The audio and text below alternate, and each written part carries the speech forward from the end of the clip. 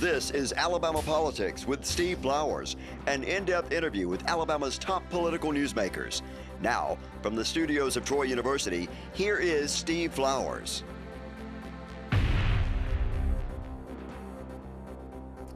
I'm Steve Flowers, and welcome to Alabama Politics. Folks, we're fortunate tonight to have as our guest one of Montgomery's leading talk show radio host personalities, Mr. Joey Clark. Joey, good to have you on the show. Thank you for having me, Stephen. That's very gracious of you. Sir. Thank you. Joey Clark, y'all, has a popular show called News and Views, and a lot of you viewers probably watch Joey's show. It's on 93.1 FM here in Montgomery, and most of our viewers here watching our show are from the River region, so we probably have a lot of joint people. I go on Joey's show occasionally, and we talk about politics, past and present. And Joey has a great, keen political mind. Real good friends with old Jack Campbell. Oh, A lot of y'all know old Jack around here, and he's been around Montgomery politics a long time. But Joey grew up here in Montgomery, went to Catholic high school, Auburn University, majored in political science, and has matriculated to being the top radio talk show host in the city of Montgomery. I know he is because all these candidates who run for statewide office, they brag to me about being on 3 radio shows, News and Views in Montgomery, and that Jackson in Huntsville, and then Jeff Poor's got a new popular show in Mobile. They all talk about y'all's 3 shows. Everybody says, I'm on News and Views. oh, that's high praise because I'm just getting going. Well, I know it. You just getting going, but you tell us about your career, and even going back to high school. Did you think you were going to be in radio when you were growing up at Catholic high school? No, I had no clue when I was a Catholic. What did you think you wanted to do? I thought I'd be in some ivory tower somewhere trying to write political theory or philosophy, and of course. But you knew you wanted to talk about politics. Oh, absolutely. Uh-huh. I was always fascinated with politics, and youth legislature helped me, really become. You fascinated acted in with youth legislature? Mm-hmm. And first year I kind of had too much fun. I got a little trouble. Second year they nominated me for nationals, and it kind of the bug bit me. I really enjoyed the lawmaking aspect of it, but I've always loved the philosophy undergirding this country, undergirding politics in the state. But my mother was an RN, my dad Here in Montgomery? Here in Montgomery, and worked at all the hospitals and a few practices. And my dad is a civil engineer, does a lot of scheduling, big jobs. So these are very practical people, practical careers. And when I tell them I want to do philosophy or literature, they kind of looked at me odd, but they supported me. And instead of going to Southern Miss, got a creative writing scholarship, I decided to go to Auburn and keep it going there. And after a few months of figuring out what I wanted to do, it was like, yeah, let's do political science and political theory. Have fun with that. And I had somebody who was listening to me on the radio who I had college classes with said to me, Joey, you were doing a radio show long before you, in class, like with the teachers. And I was that type of student. I'd raise my hand and just mess with them. Never truly disrespectful, but I'd dance on that line and really enjoyed the back and forth. And I've always enjoyed the back and forth. Here's where I think it comes from. I've thought about it because I didn't have it conscious in my mind I wanted to do radio. I can remember very vividly sitting at my Uncle Dave and Aunt Karen's house. Here in Montgomery? Here in Montgomery, in Town Lakes, I believe. They're now in Charlotte, but it would be my Aunt Karen, which my dad's older sister, Aunt Karen, and her husband, Dave. My mother's oldest brother, Bill, would be there. He's a Monsignor in the Archdiocese of Mobile. My Uncle Dave is more Jewish from that background, brilliant man in investment banking. My grandfathers, all my aunts and uncles, all brilliant people from different walks of life. And even though I was 12 or 13, I wanted to sit with the grown folks and listen to the conversation. Half the stuff I couldn't understand. But I love being part of that conversation. I think I'm truly blessed to have that background from family. They love to talk about politics, economics, religion, all the stuff you're not supposed to talk about in public, but I do to this day. Well, you have a great voice for radio. I was just sitting there listening to your voice as we were talking, and that's not a slight from that. People say sometimes you got a face made for radio. Absolutely. You're a handsome young man, but you also have the perfect radio voice. You enunciate your words well, and it's not a too southern an accent.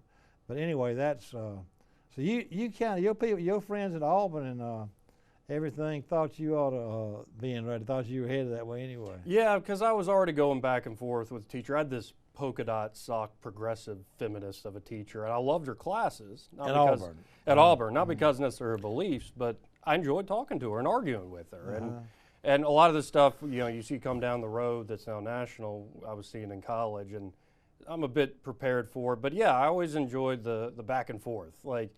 And it's kind of a shame. You see this at college and all sorts of schooling down the line, where the teacher will say, I remember one day, that polka dot sock progressive feminist of a professor walked up to the board and wrote democracy. Now what is it? And everybody's got their head down, pretending like they're reading. Of course, I got to raise my hand and give some smart remark, quoting H.L. Mencken. Democracy is the theory that common man knows what he wants and he deserves to get it good and hard.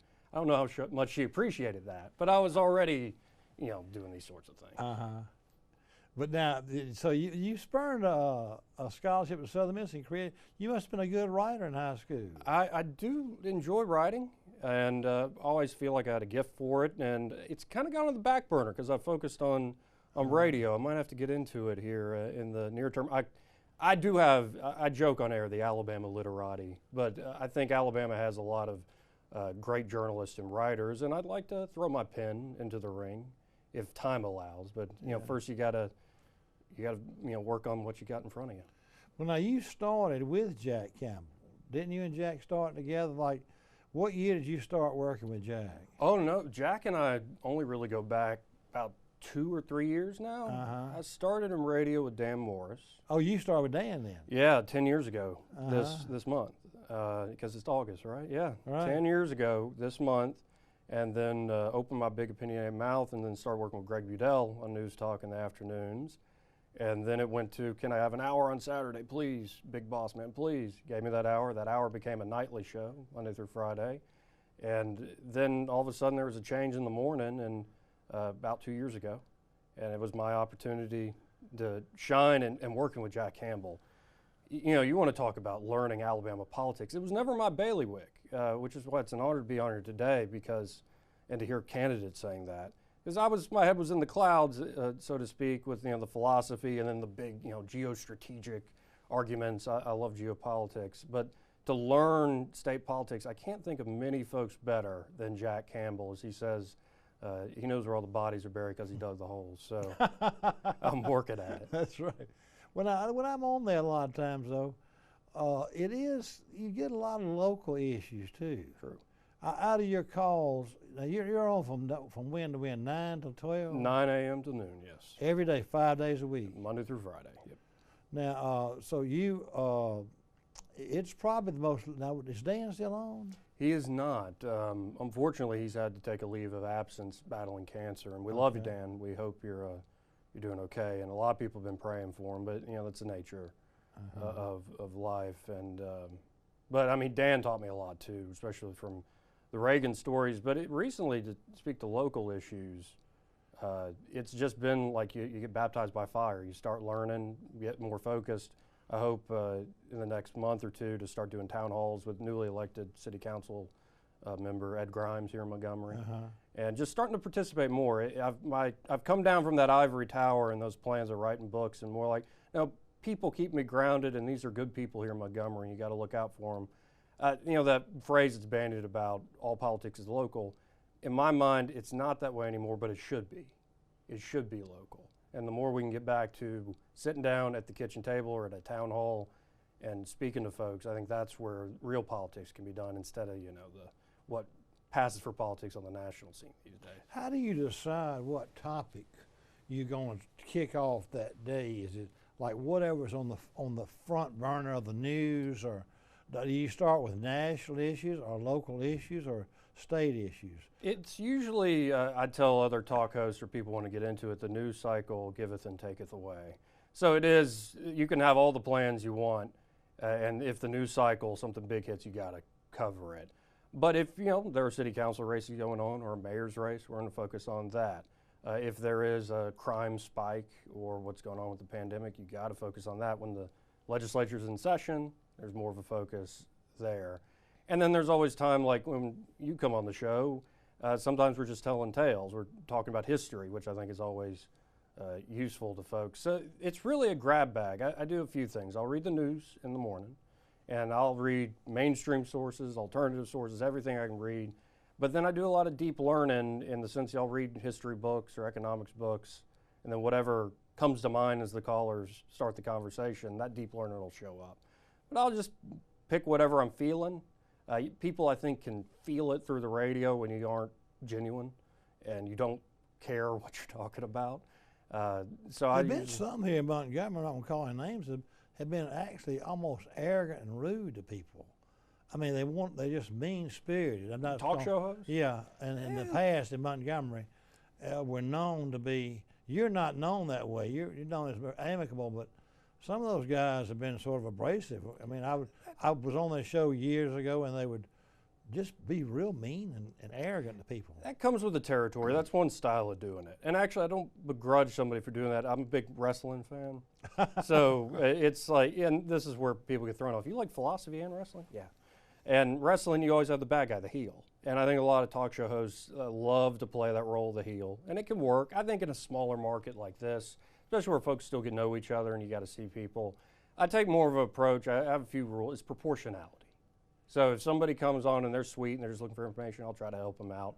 If they're messing around, teasing me, pulling my leg, I'll do it back. And if they come at me hot, I'll either escalate it and go at them hard, or I'll try to say, hey, you learn, it's almost like you go through a psychology degree doing talk radio. You learn that this person yelling at you doesn't really know much about you. I'm like, you having a bad day? And about you personally? Yeah, I mean, sometimes it's me and I deserve it, but largely I find that somebody's got something going on and I said something that triggered whatever that was going on in them. And I've learned that it's not personal often. And so I take more of the approach of that. I like humor. And so if I need to tell somebody, you know, if you're going to tell the truth, make people laugh or else they'll kill you. So, yeah. What about, so you go from spectrum to spectrum. It's what's on the people's mind that day. Of course, also, like as the next year's races start statewide, is what I talk about, Alabama politics primarily. You know what's going on in the local market here in Montgomery and in the state level and federal stuff too. If you had to gauge, first of all, do you think more callers call about local, state, or federal? And then what percentage of time do you spend on all of them, just depending on the time of the year, or would you had to, if you had to gauge that? It depends on the time of the year. Like when the presidential campaign is it goes to federal. Oh, it's federal all day, every day. But when we do have a mayor's race, or there are issues, like when you start seeing people murdered in broad daylight, those poor souls, people start getting nervous and they want to talk about crime. Or if you do see trash on the side of the road. These are basic things that you always have to be vigilant about with local government. And then, yeah, it's usually the cycles and it's the calendar events. Unless some scandal breaks, then that might come up with somebody. But I think state politics generally gets really hot and heavy when people are in session and when we have this gubernatorial race and the Senate race. That's when it really just comes in the cycle of the calendar. But you have a lot of those candidates come on your show too, don't you? Oh, absolutely. Yeah, how long do you give them give them an hour? How long? As much as they like. Usually, if they're wise, they do about 30 minutes. But is that usually what most of them are their campaign managers? Usually. Yes, they stay on. There are some that do longer because they're really good at it, and I enjoy talking to them. And I prefer, I've got a foot in two worlds. I guess it's my youth in a way. I love podcasts too, and I love that long form. And we can't quite do that on radio, but we get a little more leeway than TV. With the exception of your show, we're just sitting here talking like on the front porch. And yeah, I like about an hour. But if you want to go longer, I'm happy to do it. I can account for whatever amount of time. You know, you sort of, when Coach Tommy Tuberville was starting his campaign with the Senate, it seemed like every time I turned around, his campaign would say I'm on News and Views. Yeah. So you became somewhat of his main radio talk place he liked to come to, didn't he? I love talking to Coach Tuberville. Has he been back since election? He's been calling back. He's very busy these days, but he's not been back in person, and which is unfortunate. But he's been very busy, and I know even when he comes back in the state, he's like touring Maxwell or touring some of the new manufacturing coming to the state and whatnot. But he's made time to call in, And it was a weird campaign with COVID because he made it into the runoff with Jeff Sessions. And usually we get a few bites of the apple, 2 or 3 interviews, but because of that, Governor Ivey extended how long it would be until the actual runoff date, the election. We talked to Coach Tuberville multiple times and got to know him. And I love hitting the issues, and I think that's important to know where somebody's coming from, and especially with a senator, it's not so much I want a senator who is going to put his finger in the wind, whatever public opinion is that day. I want somebody who can show that wisdom and lead the public. And so you want to ask the tough issues, but I also like getting to know people, like who's your role model. And of course, Senator Tuberville, but he prefers Coach, said that, he talked about his father and, being in World War II. Yeah. And, and you do think about it, like, who are we? What did we accomplish at 20-something years old compared to that generation? So I love those questions and backgrounds. And Senator Tuberville, he won me over. I'm very skeptical about, especially a charming politician like he is. I'm always skeptical of them. Am I being taken for a ride? But I think he's been doing a good job so far. Would Congressman Roby come on much when she was in Congress? She didn't do many talk shows, did she? She did came on my initially. show very often. She did initially, in some of the shows I produced, she'd be on with Dan Morris. But then after a couple terms up there, no, we didn't see too much of her. I know it. And then now, has Barry Moore been active? Oh, absolutely. And he was very active on our show during his primary runoff against Jeff Coleman. Right. And that was, a David and Goliath story. He really was grassroots. He Coleman sure had all was. that money. Uh-huh. And I think Barry, when I think of Alabama in that District 2, I believe, he is, Barry Moore is the man, all right. What about this? What's the broadcast area for 93.1?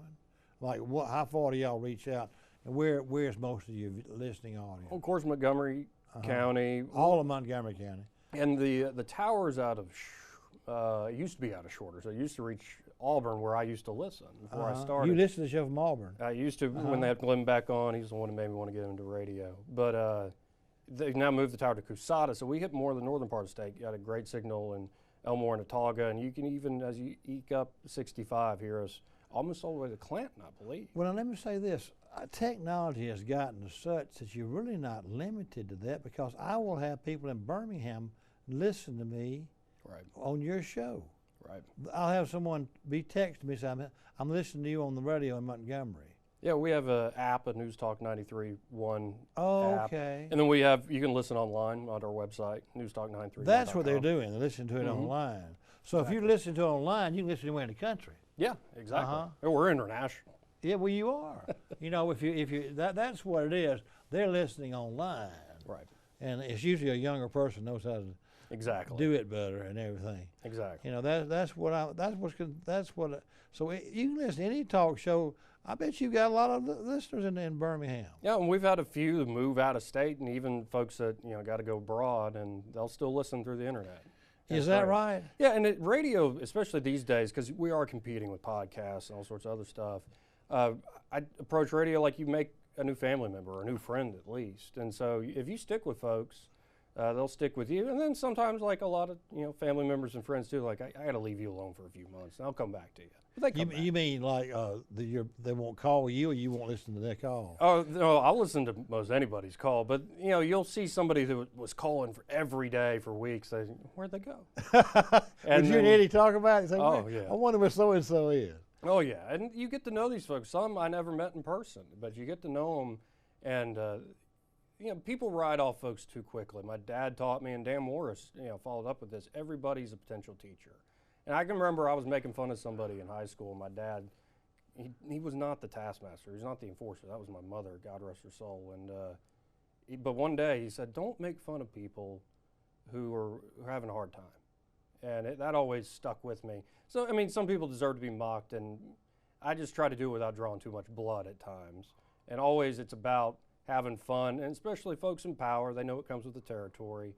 And it's never it's kind of like with those teachers. You dance on the line, say, yeah, don't get too big for your britches. And the reason we do this is because we want you to be better and serve us well. Now, I seem to have some of the same people call when I'm on your show, and that's good to hear from. But do you delve into, like, outside of Montgomery local politics, since you really and the guy wanted to confront us about this or correct us this morning. We were talking. He says, I'm tired of people calling this the river region, but it really is considered the river region now. Montgomery, Autauga, and Elmore are all one region. So do you get involved in like the Prattville mayor's race, the Millbrook mayor's race? Do those candidates come on your show too? If they ask, yeah, when it's needed, if they reach out, I'll definitely cover it. It's not, and that's kind of a general rule. I'm not gonna, go and really go the extra mile. If you don't want to be on, you don't want to be on. But if they ask, absolutely. What about this? Let's get to next year's elections. Yeah. Because they're already starting to percolate. I had said earlier in my column and so forth that this could be one of the best political years in state history because Alabama, unlike other states, has their big elections in what is not nationally the presidential year. So you've got a governor's race, all the constitutional officers, lieutenant governor, attorney general, secretary of state, treasurer, and you got all probate judges and all sheriffs running. So you got a couple Supreme Court seats too. So let's talk about the governor's race. Does Governor Ivey ever come on your show, or does she ever? I've never had the privilege. No. What about, do you see anybody challenging her much? Not seriously. I know Jim Ziegler, our auditor, has been a bee in her bonnet, and he's been entertaining. He's had the exploratory committee, and now he's raised enough money, but I'm still not sure what he's going to do, and if I'm just being brutally honest, I don't think he has much of a chance at beating her.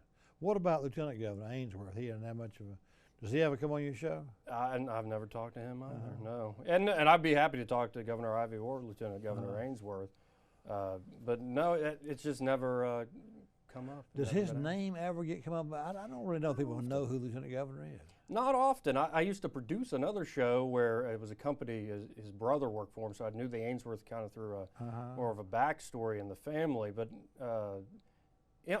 across the board, I'll just say that it seems like whether it's governor, lieutenant governor, or any of the cabinet officers, or generally down the ballot, there aren't too many challenges this year. That's what I was going to say. It looked like it was going to be a great year. It's just not going to be that way. Right. Now, we touched on two races. They're not going to get that governor, lieutenant governor. Attorney General Steve Marshall. Did he ever come on your show? No, not yet, but I'm interested in talking to Now, Steve. he's not going to get opposition either. Right, he's not going to get opposition. I don't think I've talked to him yet because it was always under the Trump years, and you can focus on state stuff, but as he's joining more AGs across the country, there's a lot more action, and we'll talk about it. We've covered three races, three major races, no opposition. They're Rick Pate, the agriculture commissioner. Right. And he's so effective. I see him getting reelected. I see if John McMillan wants to stay treasurer, he can stay treasurer. 5 offices, top 5 offices. So it's not going to be a great year. Right. It's not going to be as great a year as we thought. Now, you're going to have you may not even have legislative races. Right. You know, when you get right down to it, even though everybody's lines will change some in reapportionment, your Montgomery legislators, I don't see their districts changing dramatically, nor do I see them get opposition. I'm talking about Senator Will Barfoot, Senator Clyde Chambliss, Senator Kirk Hatcher, your 3 state senators in this area. I don't see them getting opposition. Well, and this is what I was getting at earlier. All politics is local. No, it should be local, and maybe it's not so much of a bad thing. If you think about Senator Barfoot's position and see, it was Dick Brubaker before that. Right. And people weren't challenging Dick Brubaker because he was very effective, well known. And I think the same holds true for everybody you just named. I think people are happy with their representation, and a lot of folks know which way the cat's jumping. It's not worth going against these guys unless you're more doing a name ID educational thing. And, Clyde Chambliss has been very effective, very much an engineer's mind. I love Senator Barfoot on the Judiciary Committee in the Senate. And I mean, those are no slight to House members, but I like talking to senators. The senators tend to be that smaller club, and there's more discussion, let's say, and discussion that actually leads to something, as opposed to like what did Governor Ivey say? It's like herd of turtles, and it's also like herding cats when you get more members in that body. But I think it's because they're largely effective, and people don't want to put their name out there unless they know they got a real shot, and I just don't see it. Well, Joey, when you talk about those state senators, you're absolutely correct about this. Now, I've gotten to know those three and a good many others around the state that are in that freshman class with Barfoot and those guys. And, you know, I tell them, I sat here with Barfoot 2 or 3 months ago or less, and we talked about, I said, Will, you ought to just stay right where you are for the next 30 years. You can't ask for a better life. You've got to be with your family. You got to you're living here in Montgomery. You can have your law practice. You can have the best of both worlds. But on top of that, Joey, as far as public policy, if you want a 35 in the Alabama State Senate, and you really want a 25 if you're in the Republican majority, it's a 25-10. Right. You've got more power than a freshman congressman does. Right, exactly. Being one of 435. It takes you 15 years in Washington before they know who you are. No, and that's kind of what the problem with D.C. You get a new person up there who's got energy and a new vision, and they get wrapped up in either seniority rules or just learning that Byzantine system of committees and who's going to be on your staff. And I think you're right that locally it's much easier to grasp what's going on.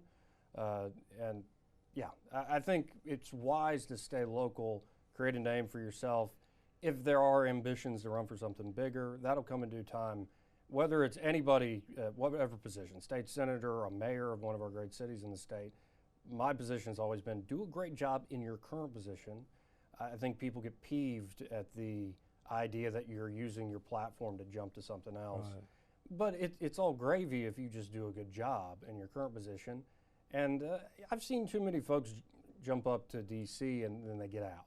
Yeah. And I think partly that is it's a tough world up there. It's a world fairly foreign to me. I've been up there a few times, a little advocacy work or follow people around when I was in college. But I think you're right that the local politics you can affect more, and you really can get to know folks, whereas in D.C. it's kind of it's almost like a different world, larger than life. It is. Well, Joey, our time's up. It goes by in a hurry, doesn't it? It really does. Folks, our guest tonight has been Joey Clark, who hosts a talk radio show here in Montgomery in the River Region called News and Views on 93.1 FM talk radio. Y'all tune him in from 9 to 12 every morning, Monday through Friday. Joey Clark on News and Views. And we thank you viewers for watching our show, Alabama Politics, and hope you'll tune again next week. See you next week. Thank you so much. Thank you, Joey. Steve.